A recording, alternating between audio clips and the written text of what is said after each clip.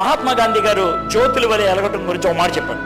You Christians, జాగ్రత్తగానండి, you Christian look after a document containing enough dynamite to blow a civilisation to pieces. మీరు చూస్తున్నటువంటి ఒక పుస్తకం ఉంది, డాక్యుమెంట్. అది ఎంత శక్తి కలిగిందంటే, ఎంత శక్తి, ప్రపంచం అంతటిని తునాతునకలు చేయగలిగే శక్తి ఉన్నది ఆ పుస్తకంలో. Turn the world upside down and bring peace to a battle torn planet.